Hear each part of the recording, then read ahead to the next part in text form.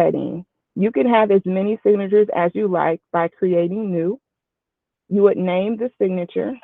So I'm just going to put test, created, and then you would actually input maybe your name, school location, maybe the grade levels that you teach, and the subject. Okay.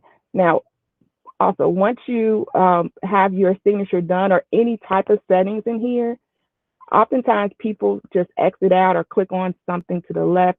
You always want to go to the bottom to click Save Changes. So I just want to make sure people are aware of that. There is also a vacation responder that can be used too. So if you are out of the office, we recommend that you use that as well. So there's a toggle button here to turn that on and off. You can then put in the dates you'll be out of the office or out of your school, and then the message here. But make sure you always click on Save Changes. Now, to actually write an email, of course, you go to Compose. You can write anyone in our district by just simply typing in their name. So I'm going to type in Deborah Fricky, who was just introduced me. But if you are in a school, you can also type your school name as well. Okay, there's certain groups that you can direct your message to.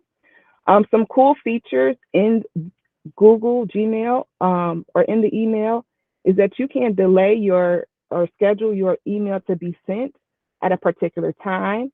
So if you click on the drop down here in the send, you can schedule that email to be sent at a particular time that you choose. They also give you 3 options here. I love this option and use it frequently. You also can attach, since we are a Google district, you can attach things from your Google Drive. So this is a symbol for Google Drive here. And then, of course, if you have things downloaded on your laptop or computer, you can use the attached file. So those are some of the things that are used frequently when sending out an email. Another functionality in Gmail is Google Chat. So in settings, I'm going to take you back to settings. There is a setting for chat and meet. You want to make sure your Google Chat is turned on.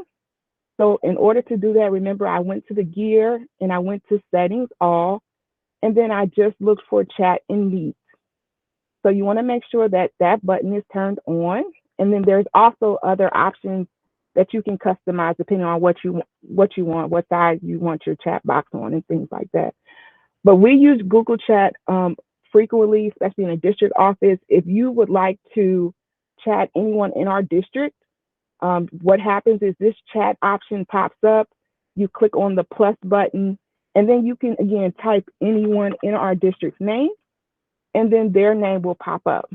Now, if they're online, you will see a green dot by their picture.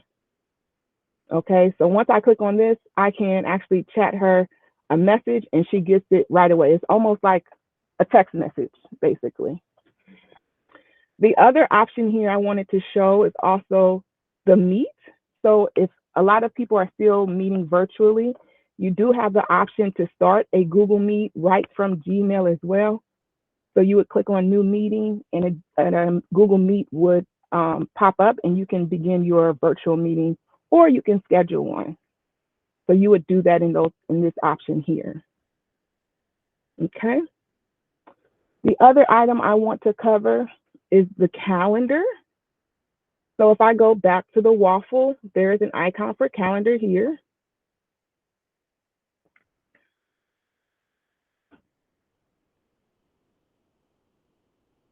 And just some quick settings I want to show you as it loads here.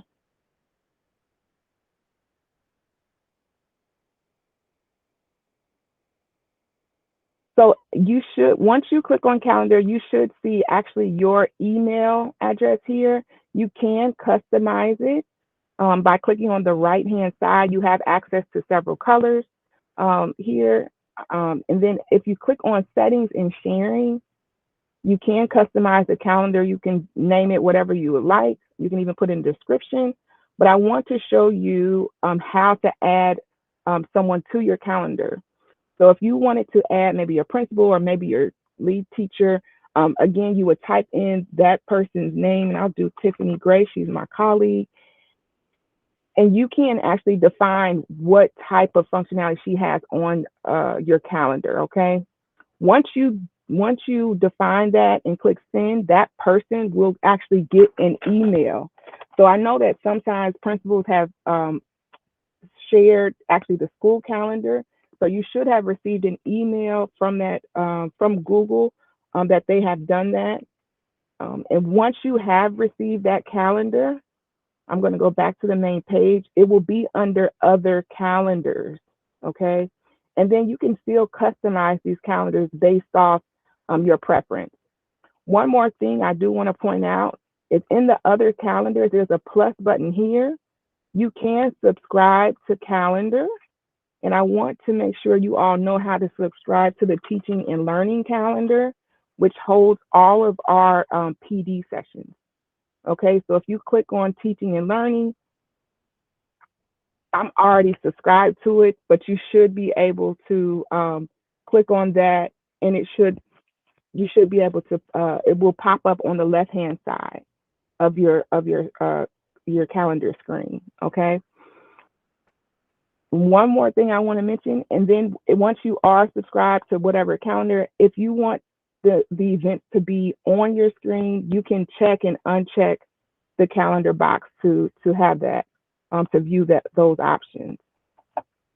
Okay. Oh, one more thing. Okay, I know one more thing. That's the name of the game, right? So one more thing, though. This is serious. One more thing. Create event. I want to point this out. This is a key functionality that we use regularly to schedule our meetings. Some people like to schedule meetings using this view. I oftentimes find myself clicking on more options just because it provides me with a bigger layout. So here, if you, of course, put the title of your meeting, but I want to point out this is where you actually add your the people you're wanting to invite. Again, you would begin typing whoever's in our organization's name, their email will pop up.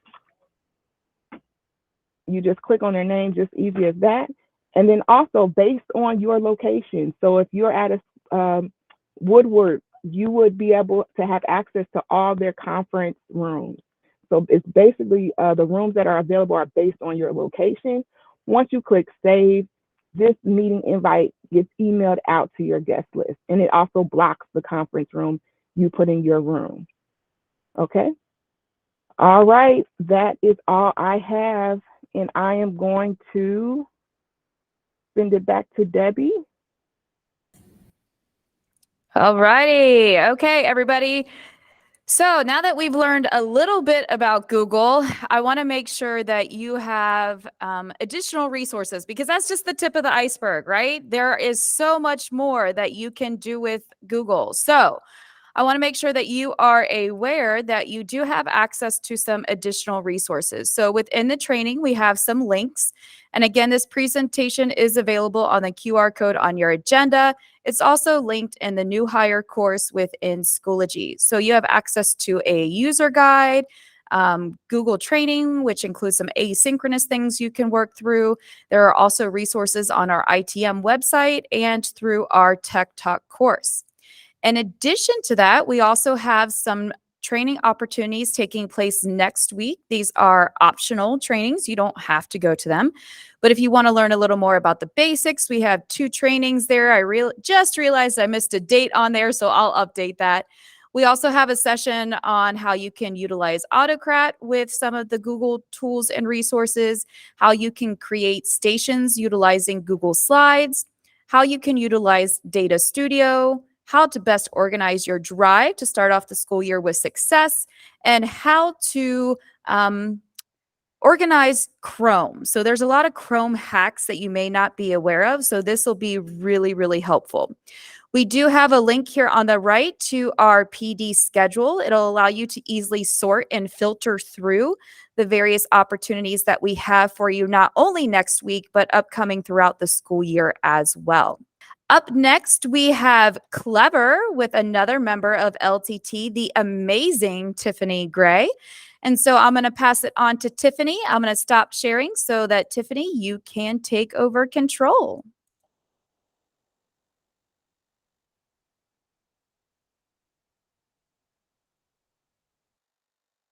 Hello, good morning, everyone. And I cannot share my screen. Hold on one second. I hope everyone is having a great, productive morning. All right, I believe my screen is now coming up. So thank you, Debbie, for that introduction. My name is Tiffany Gray, and I will be going over clever basics with you all. And so we will start this presentation just by looking at just 5 main objectives for this session.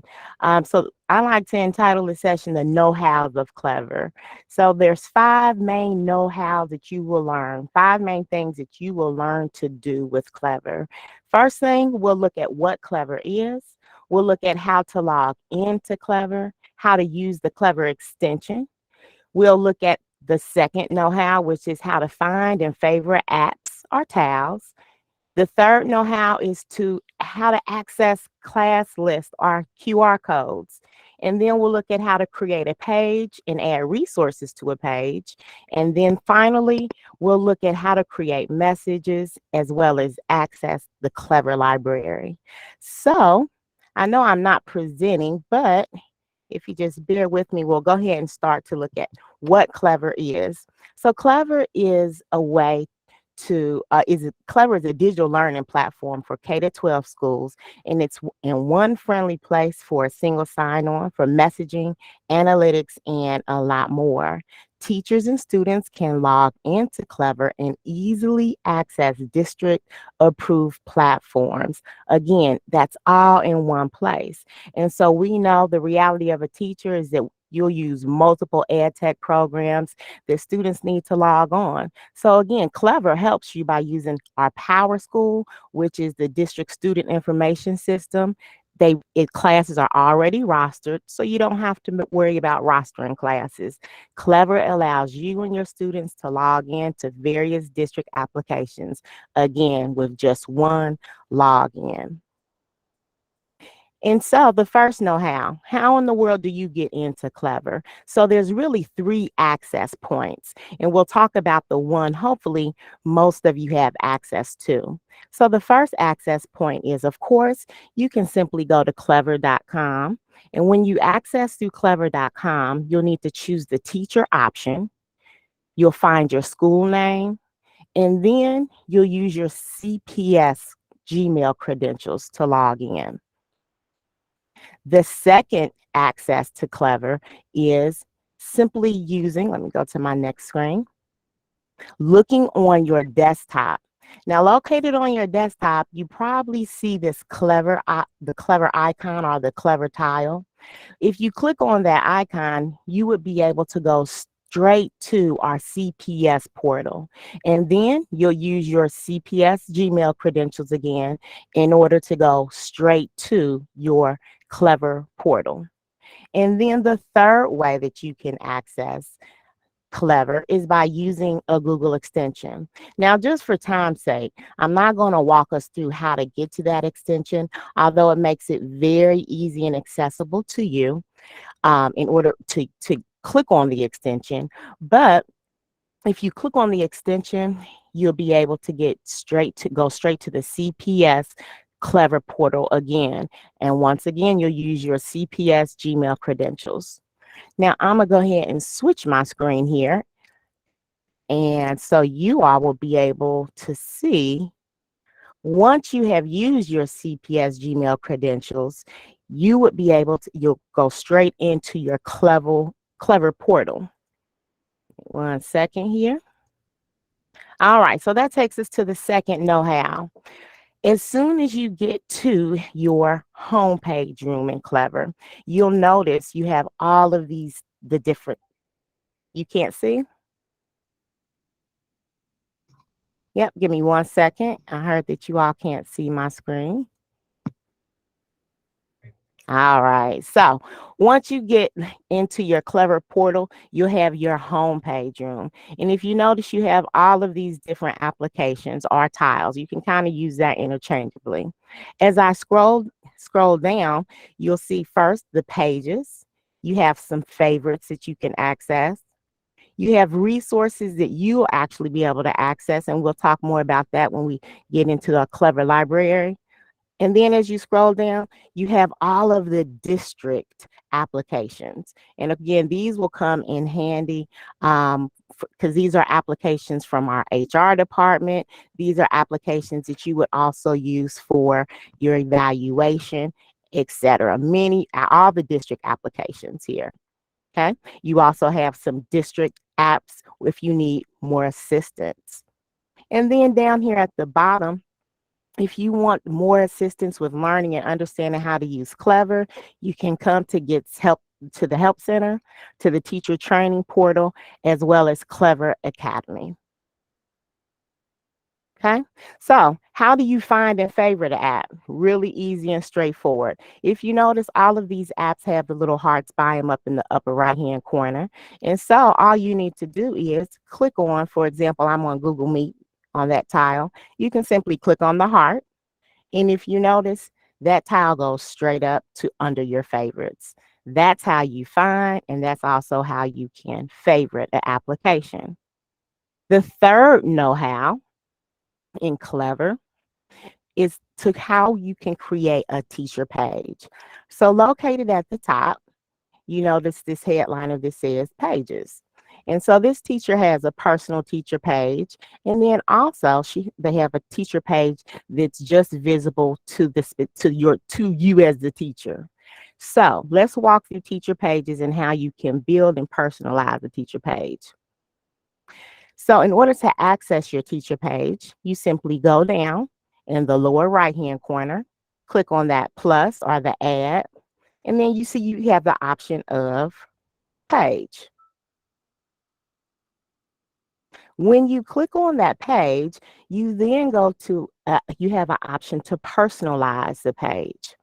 So when you personalize the page, you can simply click here and add the title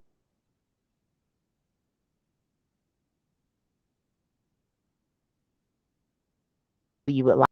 And then you can come down below and decide what resources do you need to add in that page. 3 types of resources can be added to your Teacher Clever page. The first one is a PDF. The second one, you can add a link to a website that your students may visit a lot or that you want your students to visit a lot. Or the third is a Clever app. Now, again, we'll look at it when we get to the Clever library. Clever offers over 150 applications. Now, you want to make sure that if you add an application, that it is a district approved app. And that link will be accessible to you in this presentation when you all receive it, in case you need to make sure that it's a district approved app that you're adding to your teacher page. But these are 3 different types of resources that you can add to your Clever page. I'm going to go ahead and choose the link. So of course you want accessible to you that URL for that website. So I'm just putting in a URL really quickly. You can give it a title.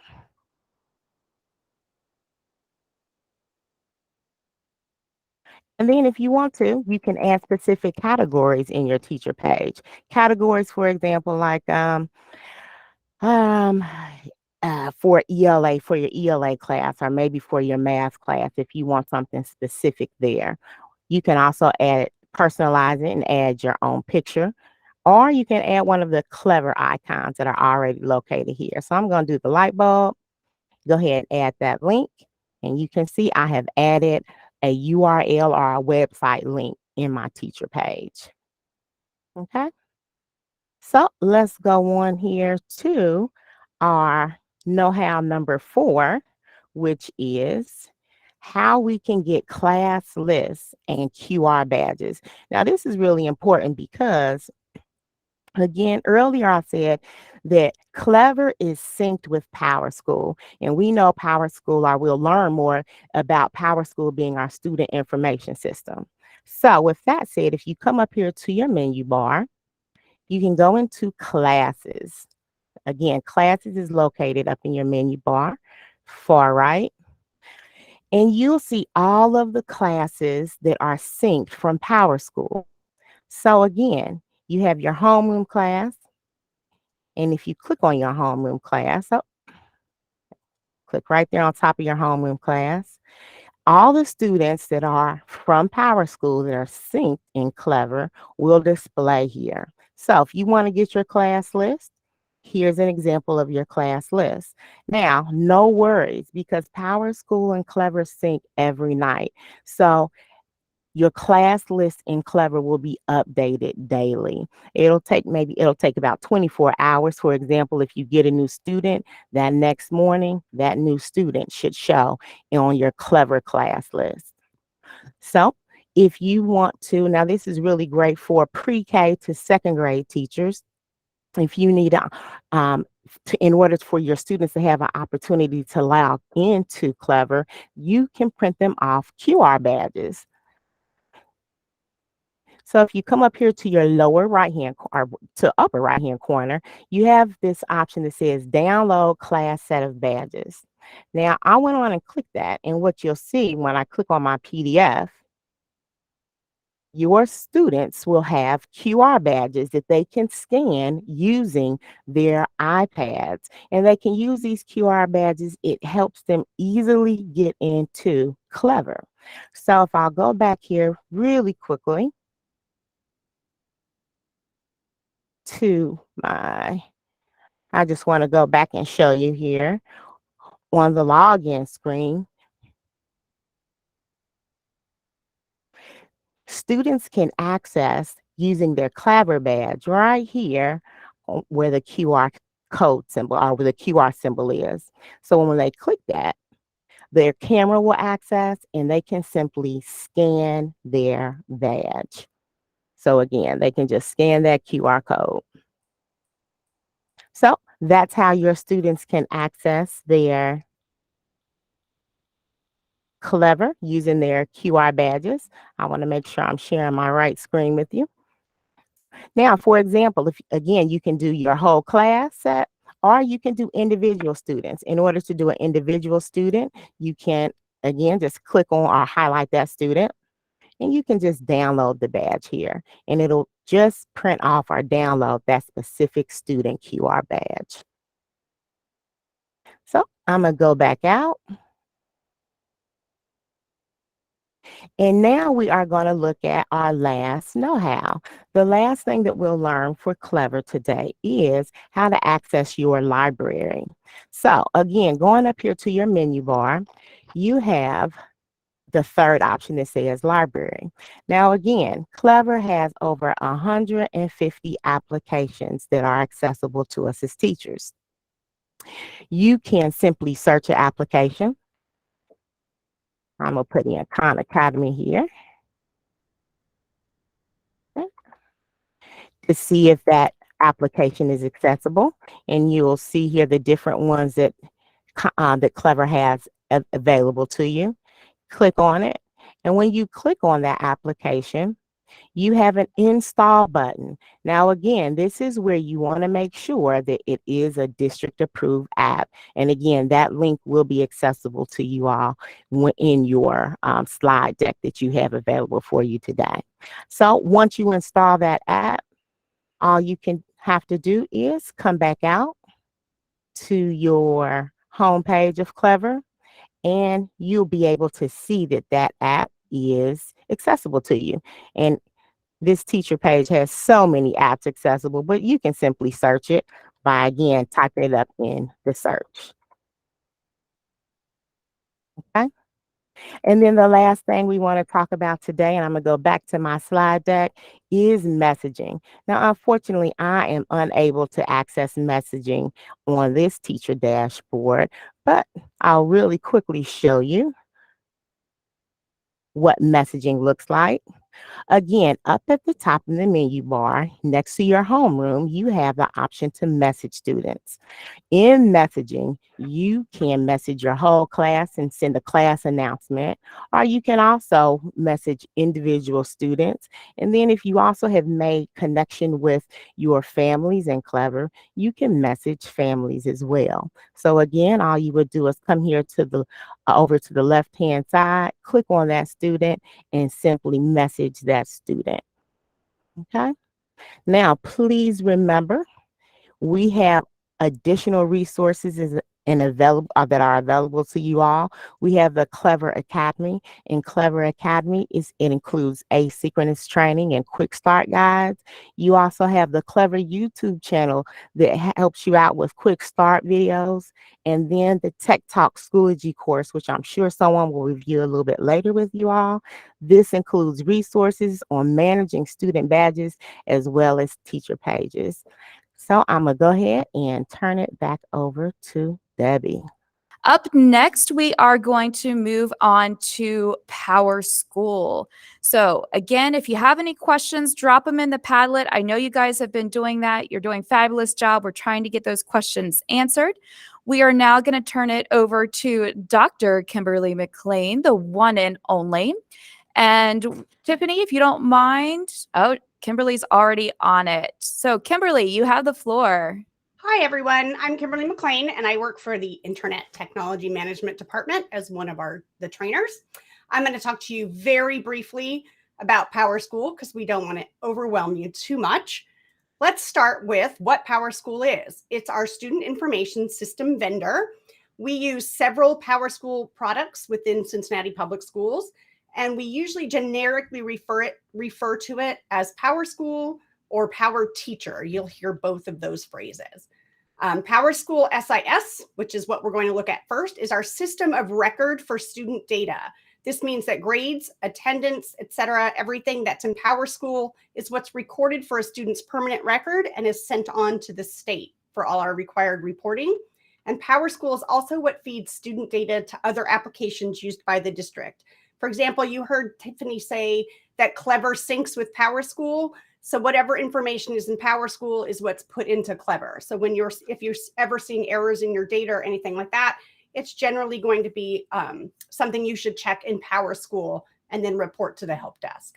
We're going to start today talking about the 3 most important things you'll need for the first 2 weeks of school. That is how to take attendance and what's included in the backpack, because that backpack icon, which I'll show you momentarily, contains all of your student contacts, how to access your student schedules, and how to find their bus routes, which is what you'll definitely need those first few days of school. So let's take a look at the PowerSchool home screen.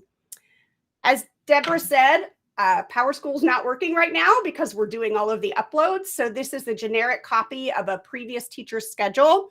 When you log into PowerSchool for the first time, you should be able to see this schedule. On the left, you'll see our navigation menus, and the start page, the daily bulletin, schedules, all of that is relevant to you. On the right, you should see your class lists and all of these beautiful icons. Let's start with some of these icons. These first 2 take attendance. This takes attendance by individual student. And if you use seating charts, the second icon allows you to take attendance by using a seating chart. We have our dining icon next, and then the all-important backpack, which I'll go over in just a moment. Excuse me for just 1 second. I'm on 3 screens, so I'm trying to get through. All right, so the first thing we're going to talk about today is attendance. When you're recording attendance on that home page, you'll click one of your 2 attendance tabs, either the single item attendance or the seating chart attendance. You can record attendance. It defaults to present, so it will automatically mark all of your students there. So you only need to change students to an absence code if they're absent. You can record using any of the tabs across the top. You can record single day attendance, multi-day attendance, or if you forgot to click the seating chart icon, you can still access seating charts here on this tab. Down below, you'll see your students listed. And then on the right, you'll see a drop-down menu, which will allow you to select the attendance code you need. And there'll be a save button at the bottom of the screen. And you'll just click that when you're done with attendance. And you'll need to do that every day before you leave the building. If you have questions about that, add them to the Padlet. Next, let's talk about the backpack. This backpack is critical. On that home page in the row of courses, you'll see a backpack that leads you to all of your students in that course. You'll select a student name and you'll see a drop-down menu. And under that drop-down menu is all of the information you could possibly need about a student. And the most important are going to be these: parents and contacts up here at the right, their schedules, and down at the bottom, under transportation, you'll find all of their bus routes. So again, you'll click on the backpack, you'll select a student, there'll be a drop-down menu on the student screen, and that's where you can find all of this critical information you'll need those first 2 weeks of school.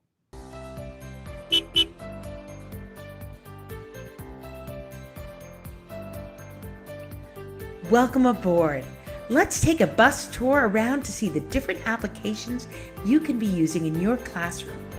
Some of these app logos may look real familiar to you. Others may be brand new. Enjoy this bus tour as you learn a little bit about each application. Seesaw. The portfolio usage of Seesaw invites students and teachers to capture classroom achievements and happenings.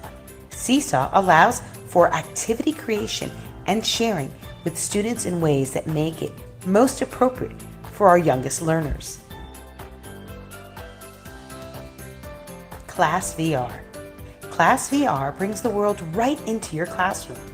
Using the Class VR goggles, teachers can immerse students right into the rainforests of the Amazon, the deserts of Egypt, or even a true augmented reality experience as students look inside a human body to better understand the beating heart. Edpuzzle. Take that slide deck to the next level with Edpuzzle. Increase engagement through videos or slide presentations that utilize Edpuzzle integration. Teachers can incorporate interactivity and assessment with any YouTube video or a Google slide deck. Padlet. Padlet provides a collaborative space for teacher and students to use. Text, images, links, and even voice recordings can be added to a Padlet for others to access, comment, and even like. WeVideo. WeVideo is a cloud-based video editing platform. Students and teachers can create videos using the WeVideo library of photos, audio, and other digital elements. Pear Deck. Engage and assess students using Pear Deck. Using a Google slide deck, teachers can integrate formative assessments and interactivity using this application. Organize and present course materials with Schoology. This is a CPS LMS learning management system that allows students and teachers to create, manage, and share classroom content. Jamboard. Collaboration continues on the screen with Jamboard. This Google application provides a shared space to brainstorm, note-take, and more with others. Approved applications. Unsure of which app to try next or what other apps are available for CPS teachers? Check out our approved applications database.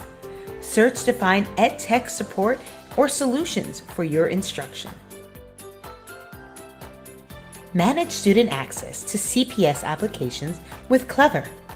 This application requires one sign-on, allowing students to quickly access approved applications without worrying about logins or passwords. Edgenuity. Accelerate learning with Edgenuity. This application provides supplemental resources that have been shown to be integral in the classroom. The top way to record your screen is with Screencastify. This application can be used in the classroom by both students and teachers. There are countless ways Screencastify can be integrated, including having students easily record a slideshow narration or a teacher providing a video-based feedback for a student. CPS faculty find easy access to training and support through both the LTT and the ITM support pages. The icon links right from the Clever page brings users to the resources available, such as videos and handouts. With Land School Air, teachers can monitor student internet use. Helping students stay on track with classroom activities, teachers can view and push websites as students need. Learning.com. With Learning.com, CPS teachers and students have access to a library of digital citizenship, keyboarding skills, coding, and more. Canny. CPS teachers and students can use Canny, a collaborative whiteboard tool. This application allows for multiple users to draw, type, or innovate an existing document or a blank canvas. Cincinnati Public Schools is excited to support a technology-integrated education for our students. We look forward to working with you as you provide an engaging learning experience, promote deeper collaboration between students and the teacher, and encourage creativity through these technologies and more.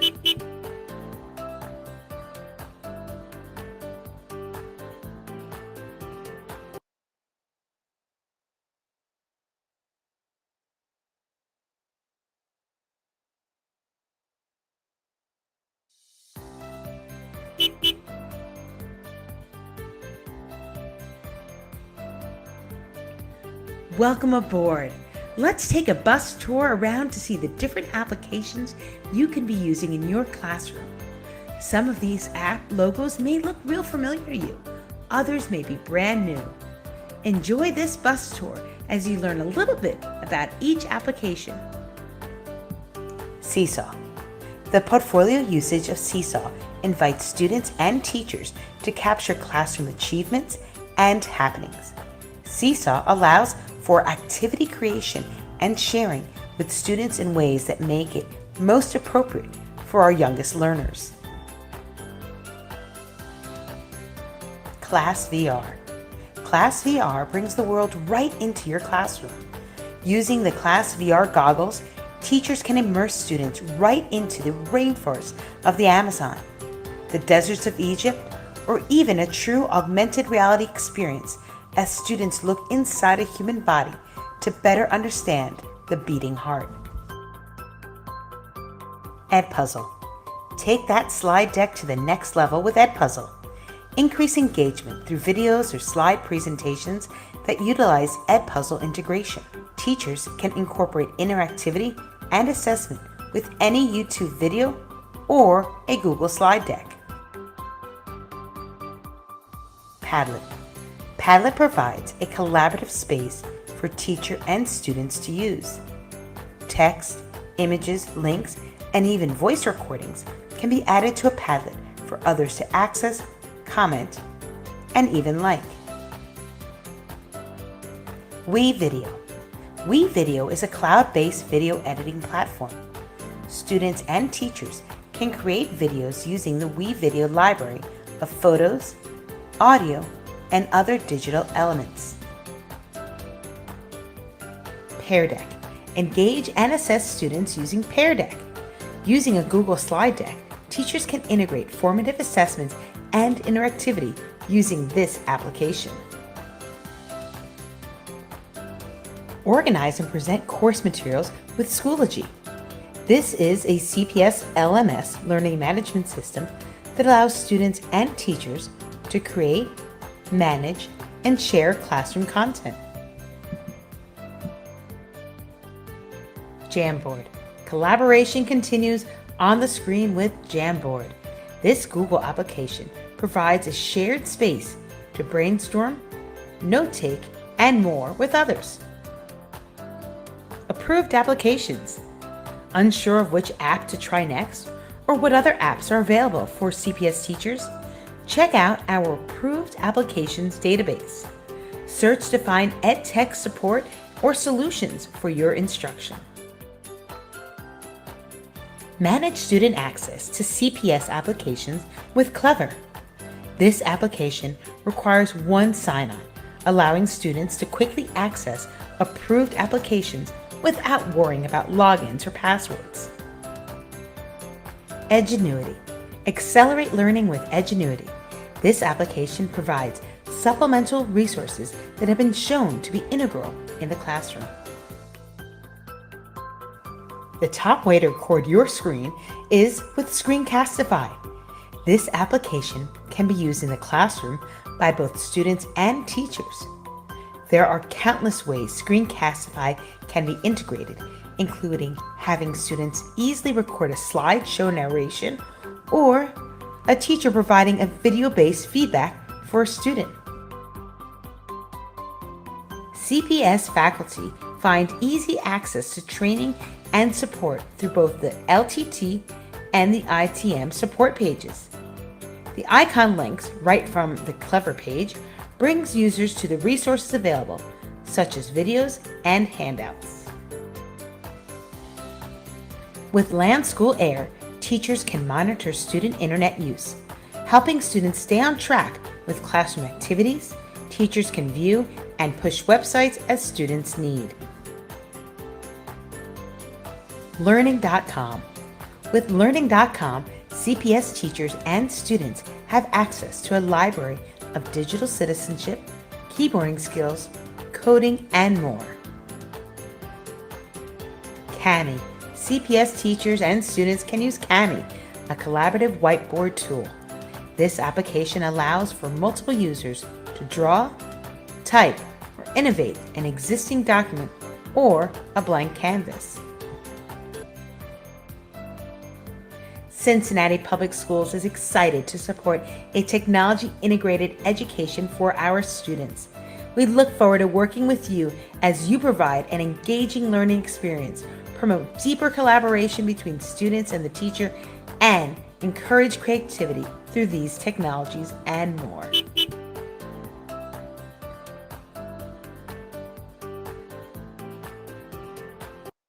All right, everyone, let's talk about PowerTeacher Pro. Unlike PowerSchool, which is completely set up for you and ready to go on the very first day of school, PowerTeacher Pro is where you're going to store your assignments and your grades. And because of that, you will have to make some critical decisions before school starts to set up PowerTeacher Pro for use during the school year. And we're going to go over what some of those critical decisions are now, so you can think about those before you get access to PowerTeacher Pro and your courses tomorrow or Monday. So let's take a look at PowerTeacher Pro. The first thing is at the top left of PowerSchool, you'll see a P icon, or in the navigation link, you'll see PowerTeacher Pro. You'll just click there to toggle between PowerSchool and PowerTeacher Pro. When you're in PowerSchool, you have a white background at the top with the P icon. And when you're in PowerTeacher Pro, you have this black section at the top with the PowerSchool icon. You would click that to return to PowerSchool, where you take attendance and find bus routes.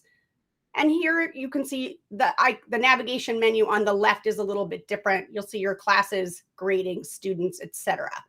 So again, you toggle between PowerTeacher Pro and PowerSchool by clicking the icon P at the top of the window.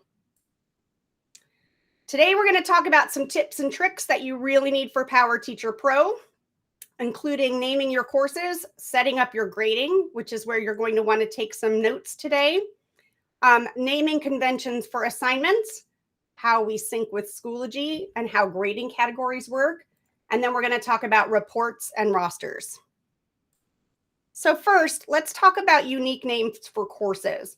You'll find when you log into PowerSchool that many of your courses will have similar names.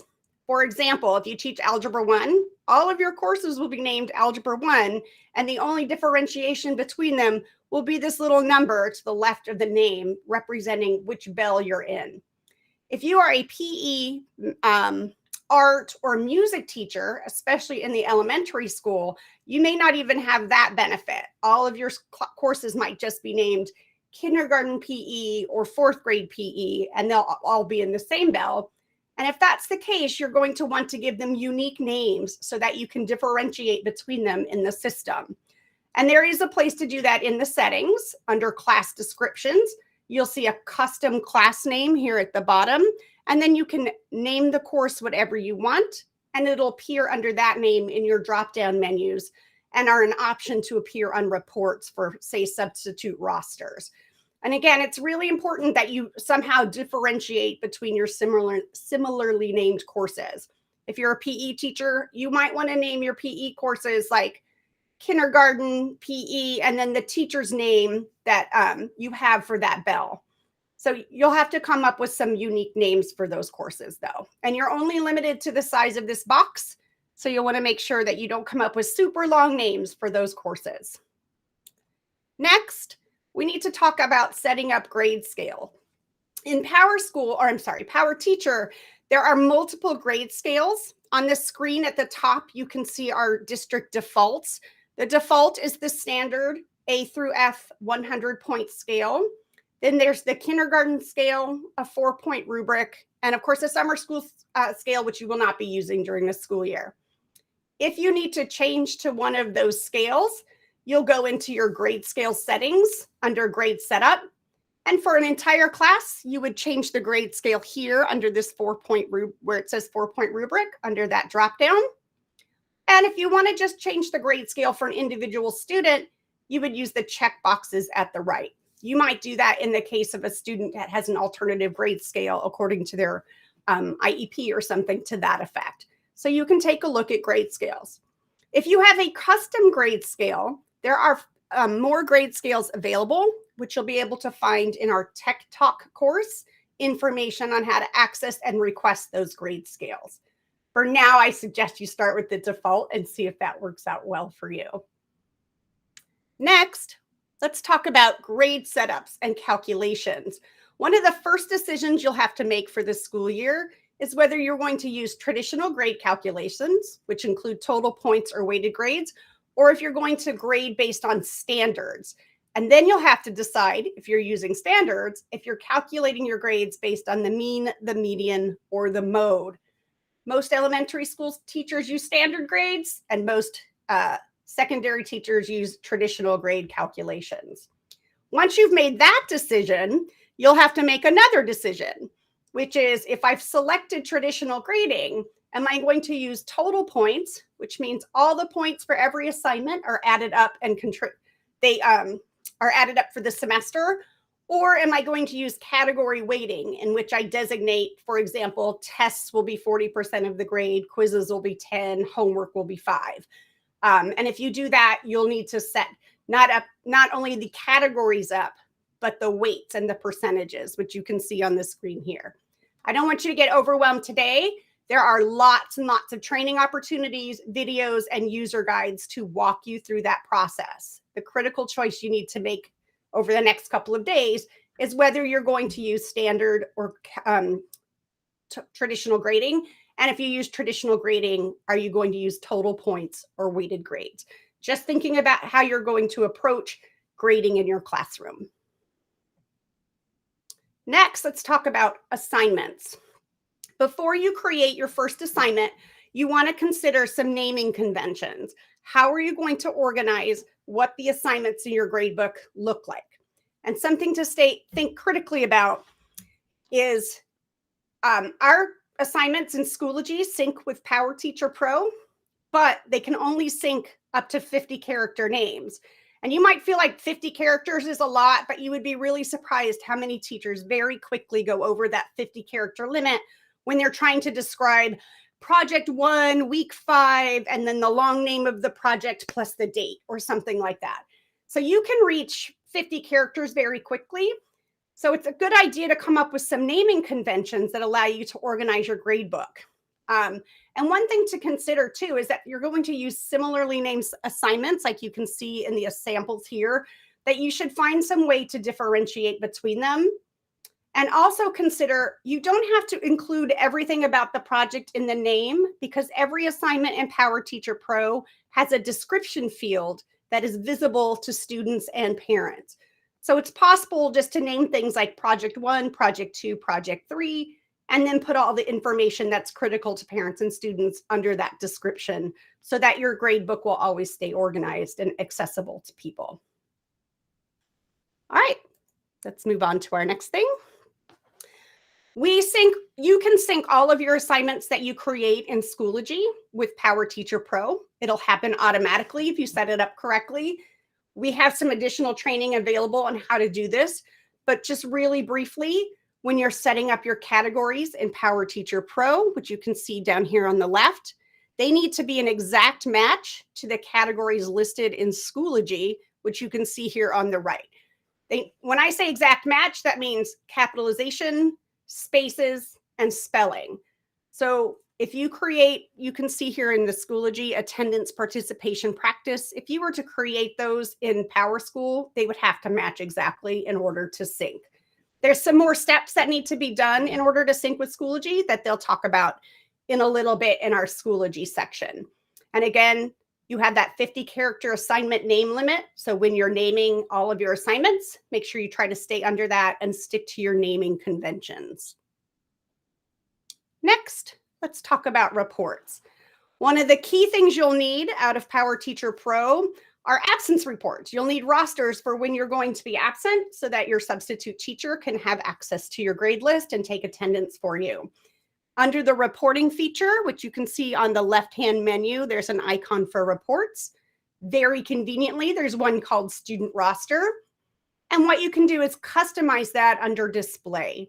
You can see that there are extra columns available in this Add Columns feature. And you can see all the columns below. So you can include, for example, the student numbers, grade levels, their birthdays, if you want to print out a birthday list of your students. It already defaults to their last name and first name, so those will be included. And then it'll print, if you include blank columns, you can label those, and that way you can have check boxes, or you can use those to record grades while you're walking around the classroom. It's a great little report to use. There are a multitude of reports available here. You'll see those in additional training, because again, we don't want to overwhelm you today. And those are our critical features of PowerTeacher Pro. Lots of additional help on the ITM training website, which you can see a screenshot of here. You'll notice that there's a PowerSchool PowerTeacher Pro icon. If you click that, you'll get access to videos and user guides that'll walk you through everything we talked about today and more. We have the training request form that you can sign up for one-on-one training. And in Vector, which is where you take all of your wonderful like bloodborne pathogen courses and things like that, you will see there's a PowerTeacher Pro course that we can assign to you. And you can work your way through how to set up PowerTeacher Pro with some video guides. And of course, there's always the help desk who are wonderful and will help you with whatever you need related to PowerTeacher Pro or any of these other programs that are available here. So our learning management system. So LMS stands for Learning Management System. And an LMS is, in simplest terms, just a software application for the development and delivery of educational courses and content, right? So it's about providing students with access to curriculum, supplemental materials, activities, and more. So there's probably a number of different learning management systems that you've heard of or been exposed to. Those could include Canvas, Schoology, Blackboard, Brightspace. So whether you were coming to us straight from university or you're coming to us from another school district, you might have been exposed to one or more of these throughout. A short and quick public service announcement. So if you've been in Schoology and looking around, you may have noticed, hey, I don't have any of my classes yet. That's right, because all of your classes are pulled directly from PowerSchool. As we mentioned earlier, PowerSchool is not up yet. We're still finalizing items. You should have access to your courses in Schoology next week. Now, disclaimer, that is dependent on your school having your schedule finalized within PowerSchool. So not only do you have to wait on us to finalize and launch the PowerSchool for this school year, you also have to ensure that the scheduling has been completed at your building. So just kind of an FYI. Now, couple of best practices. So when you look at how we utilize the learning management system in our district, we kind of focus in on 4 best practices that really just focus in on providing our students with learning outcomes, access to assignments, access to materials and resources like digital books, websites, content area tools, and other resources, and then including due dates for those assignments and activities. So this is what we're looking for when you are working within your Schoology courses. kind of the types of things that we'd like to see in an effective digital classroom. So we're going to take some time to explore. I'm going to be joined with by Adam Bessler for this part of our training. So we're going to be switching back and forth. So please be patient. Now, before we go into basic navigation, Adam's going to help you with that. I'm going to go over something that's going to save your life and your sanity as we get started. So we're going to change some notification settings first. Since we have 180 people enrolled in the same course in Schoology, your default for notification settings is to get an email every time things are posted. And I don't want you going insane when you leave today. So we're going to change that so you don't have a million email notifications from the work that we're going to be doing today. So if you are in Schoology and in your account and the top right-hand corner, you should see your name. You'll see here, mine says Deborah Fricke. There is an arrow to the right of that. And if I click on that and scroll down, you'll see that there is a settings in the drop-down box. I'm going to click on settings. And you'll notice I have a couple of tabs across the top. Okay. So if you're in Schoology, we are going to the top right-hand corner where we see our name, clicking on the down arrow, and clicking on settings. We're then going to click on the notifications tab. Now, mine will look a little different from yours because you'll see I've already connected my phone to this as well. So I have a second column here. Just note that you do have the ability to connect your phone to your Schoology account and get notifications that way as well. You should see the column that says email. And you'll see if you scroll through, there are a lot of things you can get notified on. You'll notice that a lot of mine are turned off currently. There are a few that are turned on, but then you'll see that there is this one at the top that says custom. So I have the ability to customize any of these notifications so that I can pick and choose which courses that I want to get updates from. Okay. So to start, under academic where it says course update posted, if you click on the drop-down box where it currently says on, you can turn it off for today. And then later in the future, if you want to come back and customize it, you can come back and look at all of the courses that you're a part of and just check mark the ones that you want to get notifications for. Okay. So for today's purposes, we're going into settings, clicking on the notifications tab, going to course update posted, and turning it off. You may want to go ahead and turn off some of the other notifications as well. Like if we have additional teachers join the course, if someone comments on something.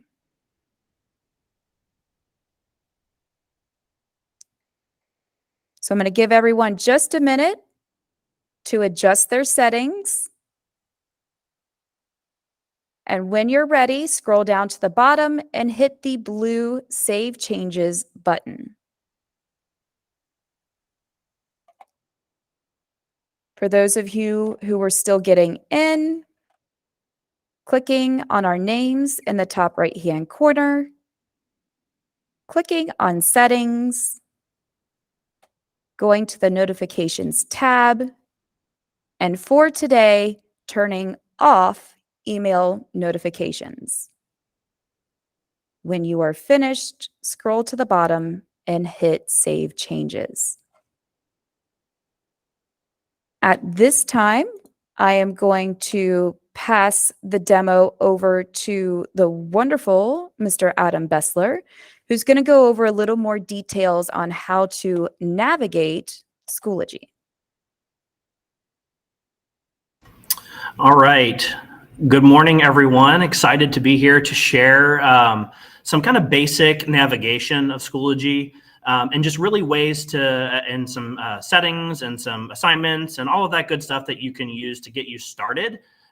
With a full disclosure that Schoology is a pretty in-depth resource, understanding that we're not going to go over everything today, and there's going to be plenty of opportunity for you to seek out additional training, professional development, and resources. So I'm going to go ahead and I've got my screen shared here, and I'm going to pop over to my Schoology tab. So you may still be navigating your settings. Some of you may still be getting signed in.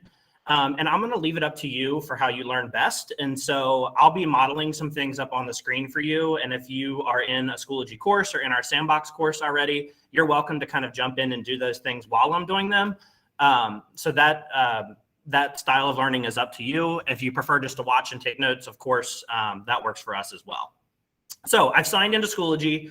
And I likely have landed on my recent activity page. And so in the recent activity, if you start scrolling, well, I will scroll. You probably don't have a lot of recent activity yet, but trust me, you will.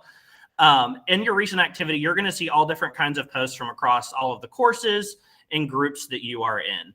And so that is found at the top of your screen here under recent activity. Next to that, there's a place that we can access our courses. We can access our courses in a few different places, and this is one of them. And if I click on Course Dashboard, I can see some of the courses that I am either enrolled in as a student or I am potentially teaching. At the top of my screen, I can also access my courses here. And so if I click on Courses, I can see not all of the courses that I have access to. And if you come over to the right side and click My Courses, as you grow throughout your career in Cincinnati Public Schools, you may find yourself enrolled in lots of different courses that are staff-based from your departments and those kinds of things, building-based. And so you'll see all of those courses there. So that is in the Courses tab at the top of my screen. Next to that are my groups. There are several different groups throughout CPS. Sometimes teachers who maybe are running an after-school club or working with groups of students like in maybe a non-instructional way. Groups is a good place to be able to have a digital place to provide them resources.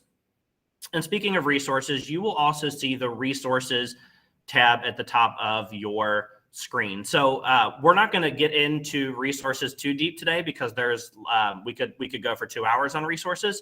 And so just know that resources can be a place that you can store instructional material that you want to use in the future, as well as places that department chairs, different departments may also provide resources for you to be able to pull into your courses. And so that is at the top of your screen. So let's go over those one more time. And so you landed on your recent activity. I have courses at the top. I have groups and my resources. And then let's pop over here to the right side of our screen to some of these icons that exist over here. I'm going to start with this one, the bell, pretty self-explanatory. That's my notifications. Debbie had mentioned a little bit about notifications. And so if you have students submitting assignments and those kinds of things, you may see the notification bell. Next to that, I have my messages. And if I want to get directly into my inbox, I can hit View All. And so I can message students and students can message me as well as parents. And then next to that, I also have my calendar. And this is a calendar that's going to include, could include events that you add specifically for you to access or your students to access, as well as assignments that you have assigned in Schoology and what those due dates are. And so those icons are at the top. So I have notifications, messages, and my calendar. Before we dive in and look in specifically into how to add materials for students in our course, let's look over here at this icon, which is the App Center. So if I go to the App Center and I click on App Center, I'm going to see all kinds of tools that some I have access to through CPS licensure and some that I don't have access to. The two that I want you to just take note of today that are important are the Google Drive Assignments app and the Google Drive Resource app. And so when we have a minute to kind of dive in and you're going to have a chance to get in there and play around, if you want to take note and go ahead and click on those in my App Center, you can install those apps if they're not already installed in your Schoology course. And I'll show you where you'll see those when you're adding materials in just a minute. Okay, so looking at my list to make sure that I covered everything here, let's get into a course.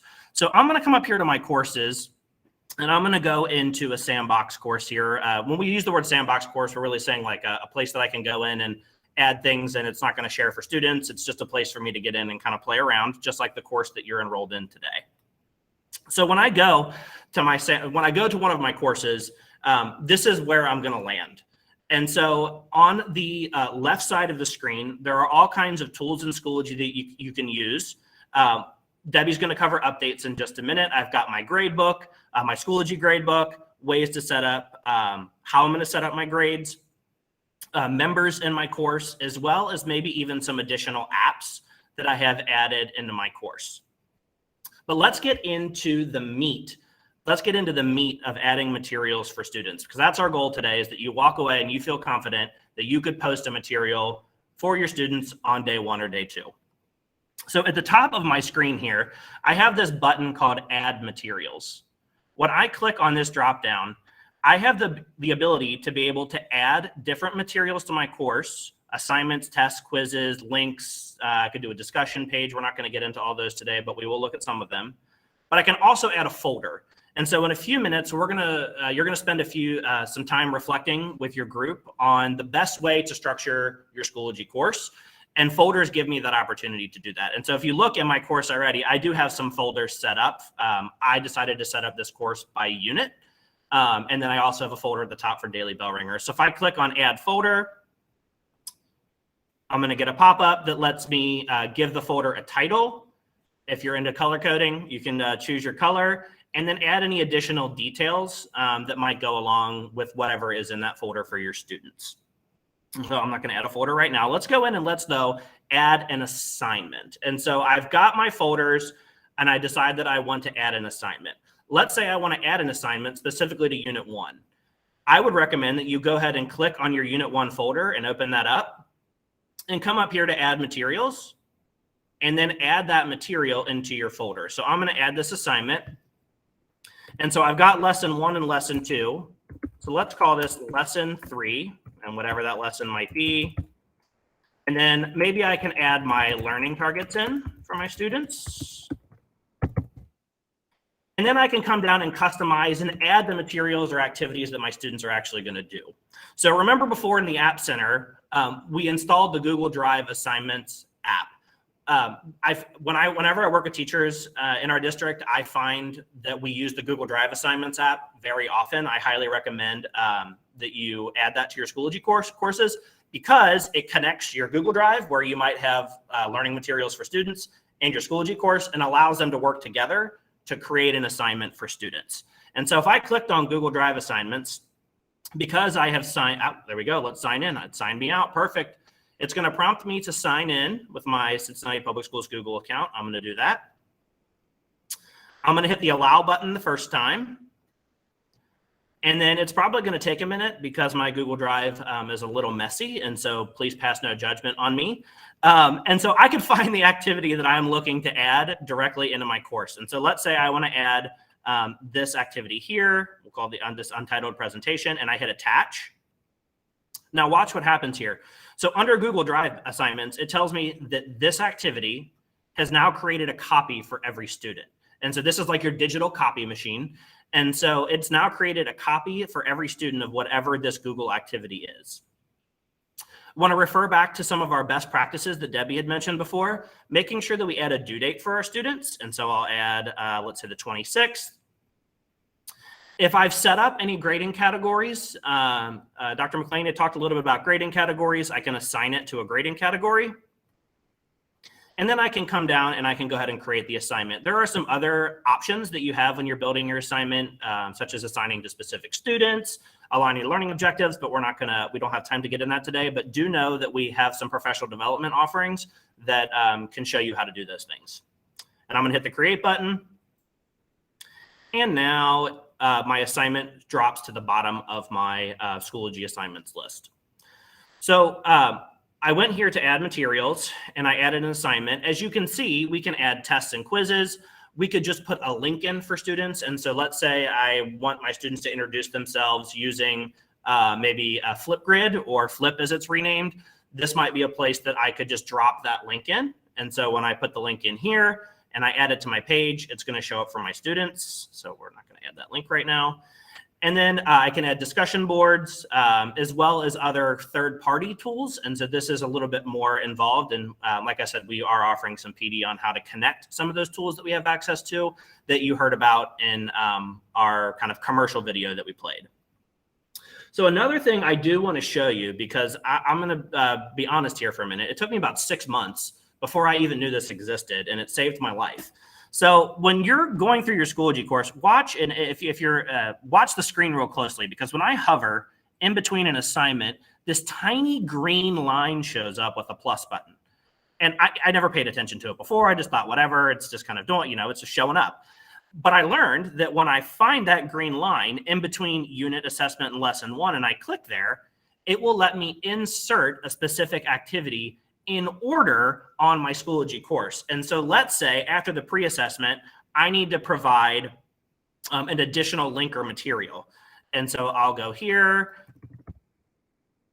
google.com, and I want to send my students there. When I hit add, now that activity shows up between my lesson 1 and pre-assessment instead of at the bottom like the assignment did before. Now, can I reorder these activities by clicking and dragging? Yes. But sometimes if you know where it's going to go the first time, save yourself a little bit of time, find the green line and plus button, and then jump in and add your activities. So let's take a minute now. Facilitators, if the Schoology handouts have not been passed out yet, so we have kind of 2 ways for you to learn right now. You should have access to a Schoology handout that looks like this. And basically what we're asking you to start thinking about is, okay, so I know how to post an assignment. I know how to make a folder. How do I want to structure my course as the virtual home base for my classroom materials? Now, what you decide today, are you married to for when school goes back? Absolutely not. In fact, we hope that you think a little bit about this structure as you go into your curriculum sessions this afternoon. So go ahead and grab this handout. And if you have a digital copy, that's great. If you don't have access to Schoology, we have provided a place for you to kind of like take some notes and think. And so you can do that. If you're a kind of person that can just read these questions and get into the sandbox course, which I'll show you how to find in a minute if you're not there, feel free to just use the questions on here to kind of guide your reflection. So we're asking you to think about, how do I want to structure my course? Do I want it to be module-based, weekly-based, reference-based, and then some?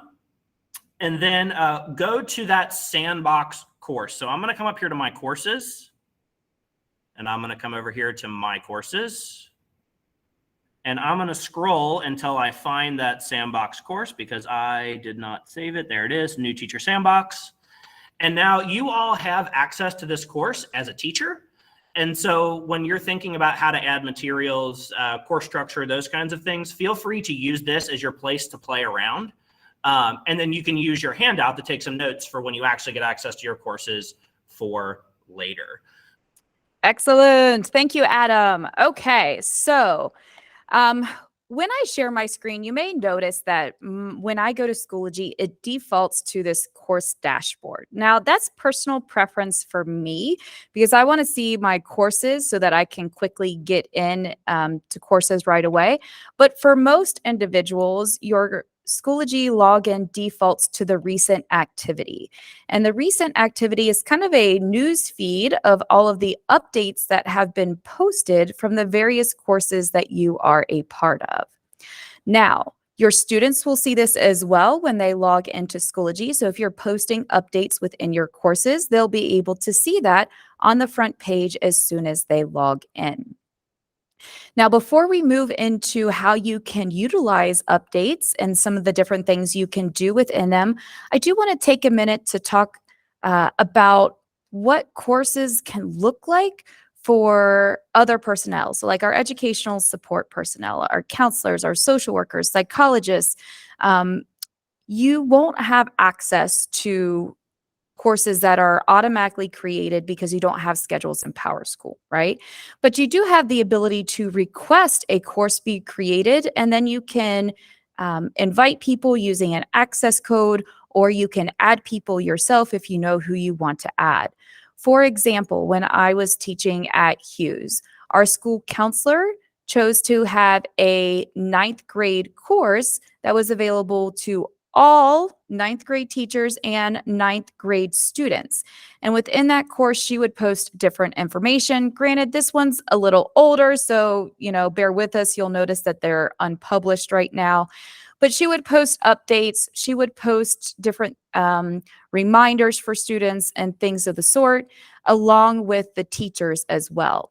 So even if you don't have access to PowerSchool identified courses, you can still have a course and share information with people as needed. You simply have to request a course be created, and that request form is available in our Tech Talk course in Schoology. Now, when it comes to updates, you can go into your course. So for example, I'm going to go into the sandbox. So as Adam showed you earlier, you can click on courses. This drop-down box quickly shows you the preview of the top courses you're in. I don't see it there, so I'm going to click on my courses. You'll notice that I'm in quite a few. So I'm going to scroll down until I see the new teacher sandbox. There it is. I click on section 1 and it takes me to my course. Okay. So here's where we can play around a little bit. Just so you know, there is a folder here at the top that allows you to practice adding some materials. And within that folder, there are content area and grade level specific places for you to practice. But on the left-hand side, you'll see that there is a updates icon on that left-hand panel. When you go there to start, you'll see that there are no posts because we haven't done anything, but there is this block at the top that allows us to create our own post. So I could say, welcome, new hires. I could insert pictures. I can insert links. I can insert and attach files. I have the ability to add an audio or video recording or add a poll. So I could say, how is everyone feeling so far today? We could say, great, this is fabulous. Or we can say, please save me, and we can post. Okay, so you'll see that it shows me a couple of radio icons and I can choose to respond. And then it shows me when people click on them, how many votes each one has.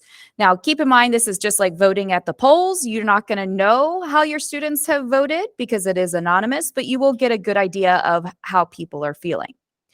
Now, you can do more with updates. You can include things directly from Google. So if you've looked at some other courses, or maybe you haven't had an opportunity to, you can see that they have posted like these beautiful images or PDFs or things of the sort. You can do that too.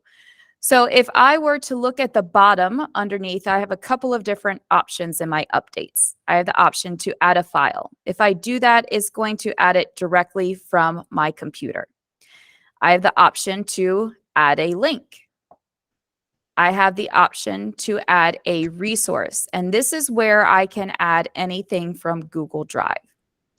I do have the ability to add an audio or video recording. And then I have the ability to add a poll or to copy. So what I'm going to do is add a resource. So I have found this to be extremely helpful, especially for me who's a visual person and I like things to look pretty. I can add things directly from my Google Drive, right? So if I click on the resources icon below the update box, you'll see it defaults to my personal resources. But on the left-hand side, I can also go to Group Resources, which will give me access to any group that I'm a part of.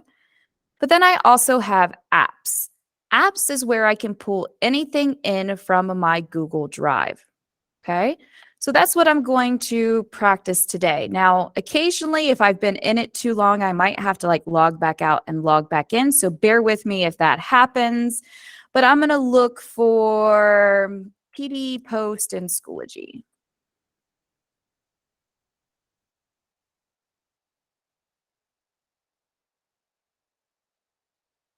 Typically, it doesn't take this long to find things. Bear with us. Okay, so you'll see here I have a list of items. I can check mark the box next to this PD post in Schoology, and I can hit import. And what I'm going to do is I'm going to embed it because I want to embed it within the body of my update.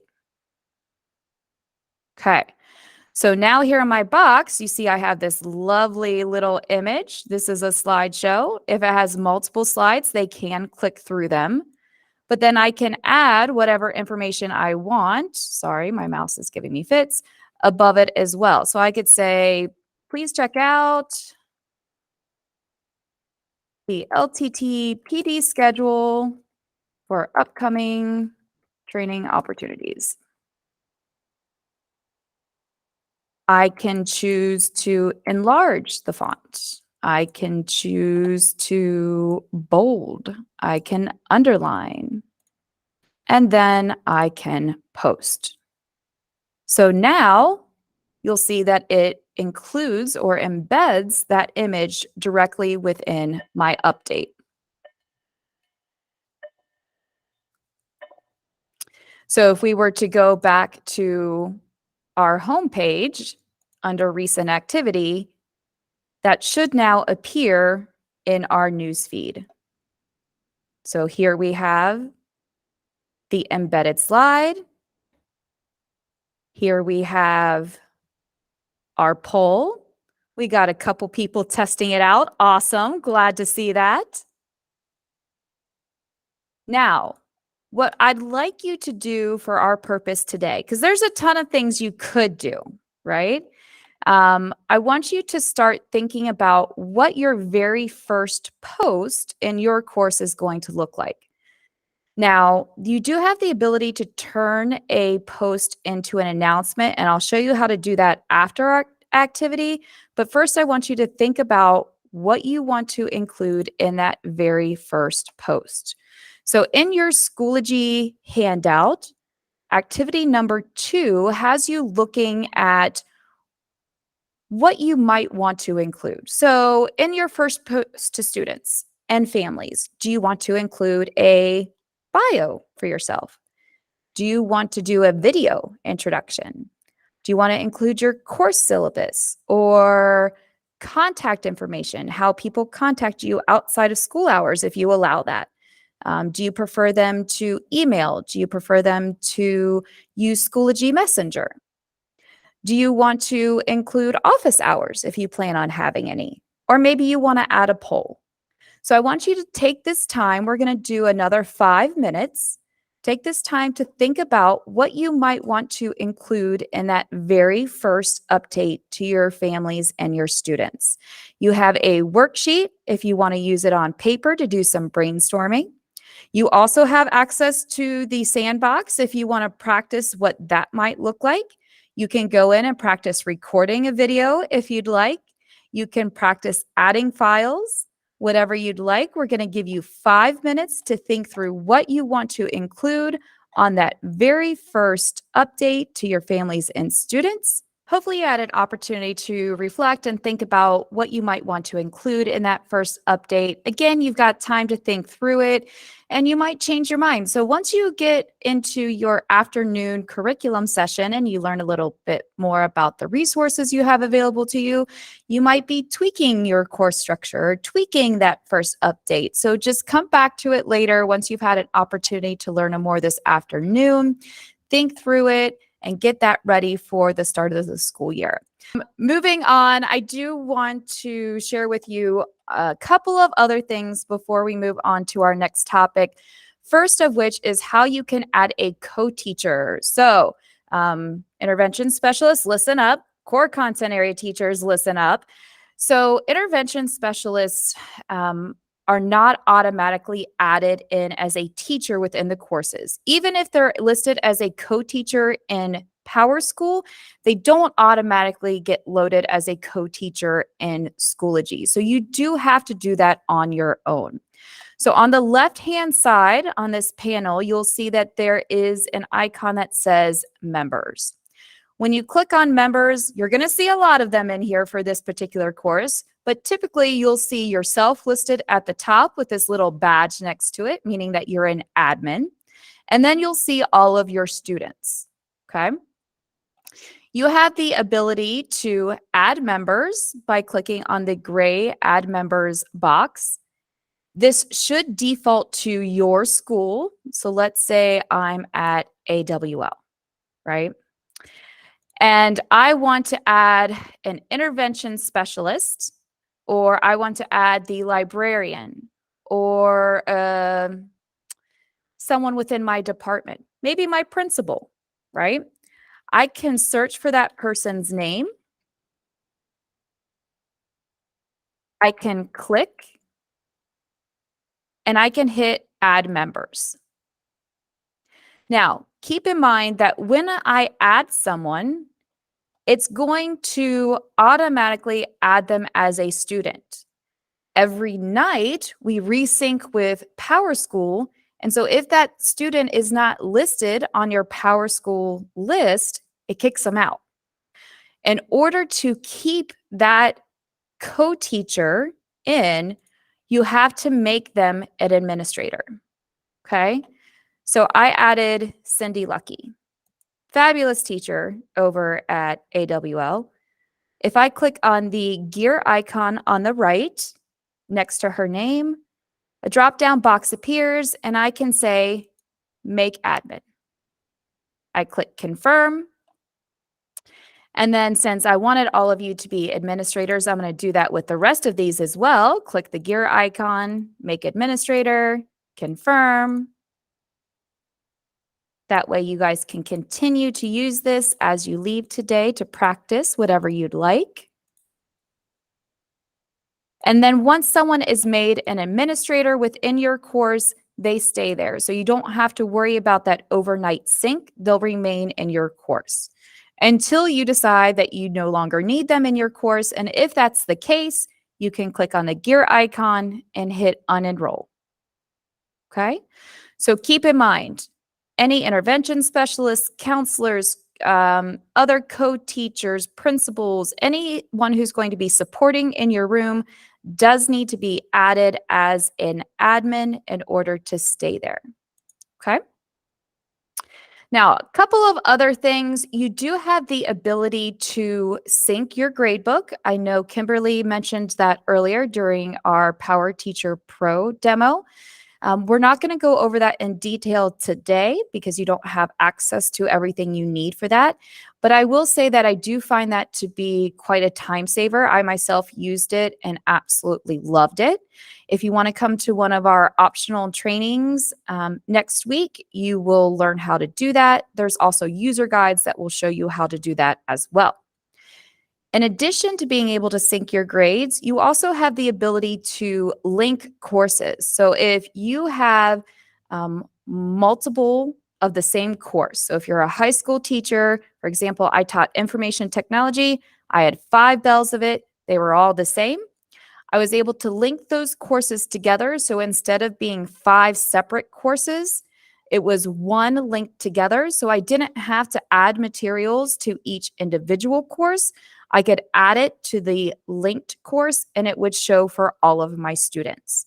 Again, that's something that we can get into further detail in next week if you want to come to those optional PD sessions. There will also be an opportunity on the August Professional Development Release Days on the 16th for that information as well if you're interested. Okay. Now, I do want to spend just 2 minutes real quick having you guys join a course or group. So if you have not already done so, I'd like you to join one of our curriculum courses or groups. So if you picked up the little half sheet at device pickup that had the courses and group access codes listed, that's what I'm talking about. So I'm going to show you this real quick and I'll come back to it. But here are some of the access codes for the various courses and groups by content area. Okay. Now, I'm going to go back to Schoology for just a second, and then I'll come back here. So bear with me. To join a course or group, again, they are different. You'll need to either click on Courses, My Courses, and then on the right-hand side, there's a button that will say Join a Course. Once you do that, that's where you're going to enter that access code and then hit the blue Join button. Groups, same thing. Click on Groups, My Groups. Click on Join Group, and then enter the access code and click Join. So I'm going to leave this up on the screen right now. So we did 2 activities. We talked a little bit about course structure. We talked about designing an update. We looked at basic navigation, adding assignments, adding folders, things of the sort. There's so much more that you can do. So we do highly recommend coming to some additional training and or doing some additional researching on your own.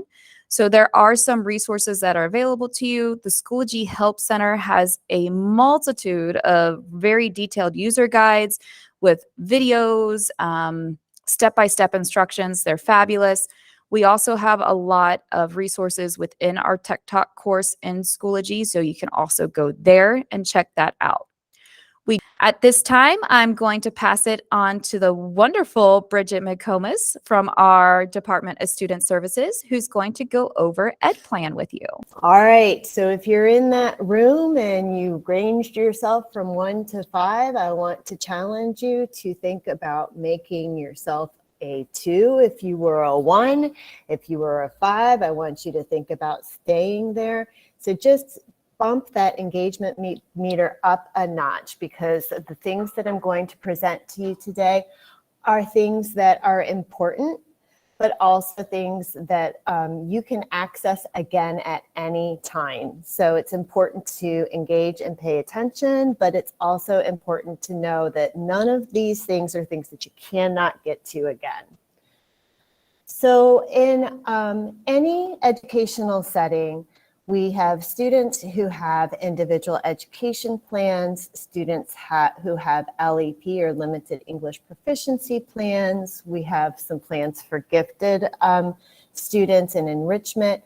And what I need to make certain that all of those of you on this call are aware of is that those students always start out in Tier 1 with access to rigorous, high quality educational materials, and the plans that we make for them housed within EdPlans are those plans that help give them access to that core and that high quality curriculum. So today I'm just going to show you very quickly how to get to those plans and give you some ideas on what to do with them. So EdPlan is our platform for housing those documents that show the personalized or individual plans for students who have an IEP or an LEP, and it also houses our ETRs. It is accessed not on Clever. We've tried to work through that, and we've trained you so well on Clever, but you cannot get there through Clever. You have to go to the login page of the My CPS site, and I've got the link in there for you into the slide deck, but it's also accessible through the district webpage, and I'll give you some snippets of how to do that in just a moment. In terms of when most of you will use EdPlan, You're going to need it to prepare for students' IEPs, ETRs, and LEP meetings. Certainly, we have lots of specialists on the call who will use it more often, but our general educators and our school psychs, even our school counselors, will want to make certain that they have access to the program. In terms of why it's important, you know, not only is it important to know what these documents contain because it's going to hold helpful information and student data, it's also something that drives instructional decision making. And I gotta be honest with you guys, it is federal law to follow student IEPs and LEPs. And I know that you all know that. So just in terms of what you need to know about what this platform is, there you go. So I'm going to switch over to a different tab, and we're going to take a little tour of getting into EdPlan and also a bit of a deeper dive into an IEP at a glance. So what I do want you to know is when you get access to this deck, by clicking on the image, you'll be taken to a video that will be my voice, which I actually hate to listen to, but it will be my voice just kind of going through this again, and it's 2 5-minute videos. So with that being said, we're going to pop over to another screen. So when trying to find students in EdPlan, as I had mentioned before, the first thing that you're going to do is go to PowerSchool to see if they actually have an IEP or LEP in EdPlan. So there's a little symbol in PowerSchool that means that there are special education documents for review in EdPlan. So in this student's case, you see that little IEP flag, and that means that that student would have an IEP in EdPlan. Unfortunately, you don't have a direct link in PowerSchool to EdPlan, but you can locate documents in EdPlan in the logins page of the My CPS website. And so the snippet's going to take just a minute to, it's not going to come up at all, but that's okay. Logging in once you get to that link is super easy. You use your CPS username like you log in for Gmail. So for example, my name's Bridget McComas, so I get McComa B, and password with a capital P.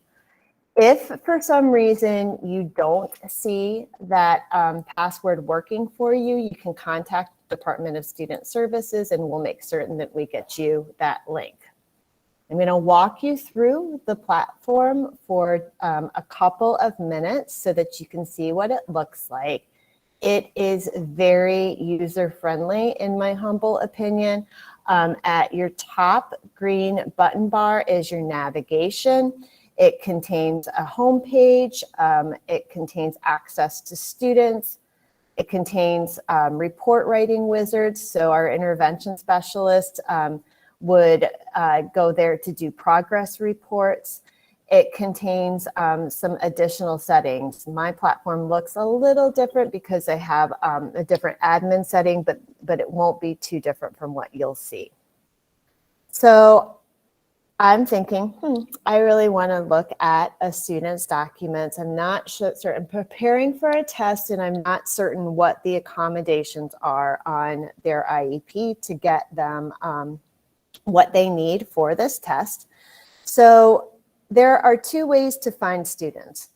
The first way would be when you get to your home screen, you'll just see a list of all of the students for whom you are scheduled in PowerSchool. So if you've got their name on a course in PowerSchool, you should see them.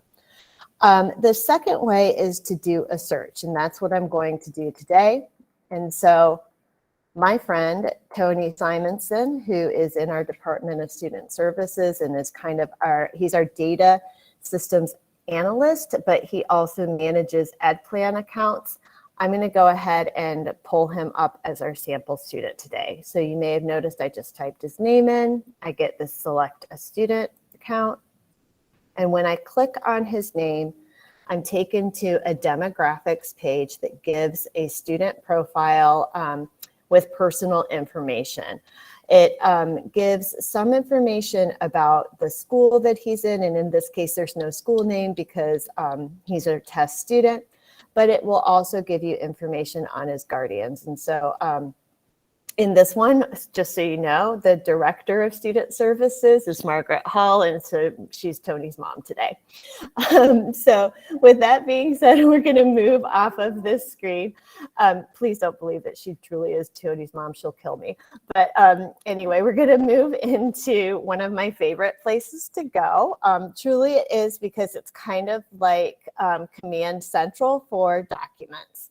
So the Forms tab on that blue button bar gives you access to any active documents for students, but it also is a spot where you can create a document. And for those intervention specialists who are in my audience today, I do want to tell you, don't freak out here because we will have a more deep dive training shortly after you return to school, or the first day of school, that will give you more information on navigating some of the IEP and ETR software. But for today, we've got a general audience, and so I really just want to show you where to locate some of the forms and how to locate the documents that you may need for students. So I've already created Tony's IEP at a glance. And as I had mentioned, for the purposes of this demonstration, we're looking at this to figure out what accommodations I might need to give Tony for a test. He doesn't have data in here yet, but if he did, I would find those accommodations listed right here on that IEP at a glance.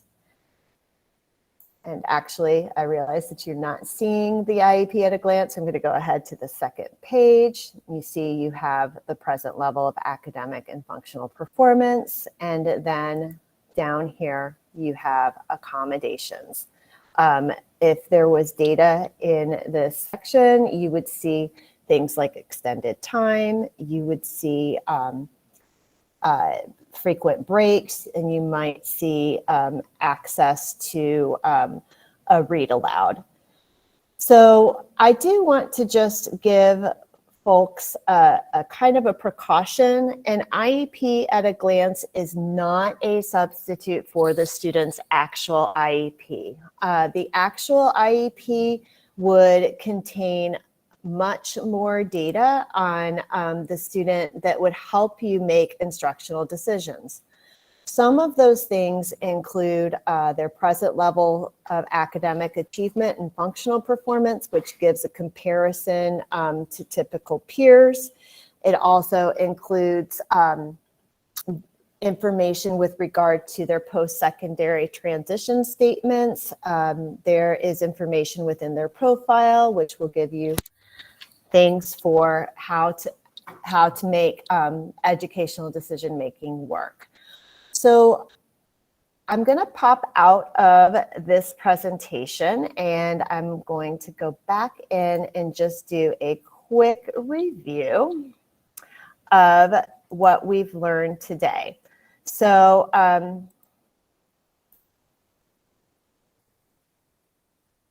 within this next slide, you have access to a quiz, which I'm going to do very quickly. And I don't really want you to get into the quiz. I just want to have you answer some of the questions. And so we're going to go ahead and start. If you do want to join and you feel comfortable doing it quickly, go ahead and start on that quiz.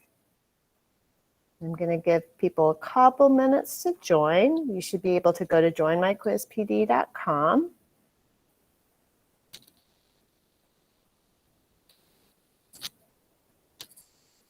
On the screen it says joinmyquiz.com. Is it joinmyquiz.com? It's joinmyquiz.com.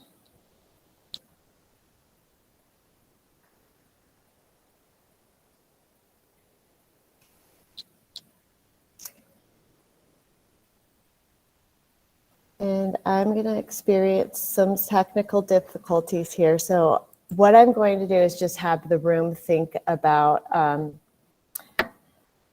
going to go ahead and have you think about some of the things that we presented. And so if you were a general educator and you were going to EdPlan to look at an IEP, true or false, you could access it through Clever. So think about it, true or false. And if you're in your room with your facilitators, I want to give a thumbs up for true. I can access it through Clever, or false. I cannot access it through Clever. And in my room, I see my co-facilitators, thumbs down, so false. Remember that you want to access EdPlan through the CPS login site, or you can save this presentation and it's got login information for you. The second piece that I want to ask is if you are in EdPlan and you're looking at an IEP at a glance, true or false, you can go ahead and consider it just as comparable as the regular IEP for a student. Is that true or false? Thumbs up for true, thumbs down for false. Oh, Adam is so smart in my room. He's like, false. And IEP at a glance, while it gives you a ton of information and it's going to be a nice tool for you, really the general student's IEP will give you a deeper dive on data. So with that being said, we were going to have a little bit of time to discuss how you would use EdPlan within your setting. But I believe that you have formulated those opinions already, and you might apply it later on. And I am going to just leave you with knowing that if you have any questions at all, you can put them in the parking lot. But we have some additional resources that are designed to help you out. The DSS website includes lots of organizational charts, online forms, and department resources, and that's in there. I got a chat message from my supervisor saying that so many people were joining our student services group that she had to go ahead and turn off notifications because we were getting bombarded with emails. So good job, new hires. You're all getting in there. And our management team created an Arrive and Thrive Teacher Toolkit, and that's your desk side companion for EdPlan documents. Additionally, we're offering some office hours on August 12th, 17th, and 19th, and those will be available on the Teaching and Learning calendar. And we have monthly DSS meetings and newsletters. So like I said before, anything I give you now is something that you'll see again. So don't worry too much. Don't be too bombarded. And if you have questions, drop them in the parking lot. And I'm going to pass it back to Debbie, who is going to take you out of this session and talk to you about next steps.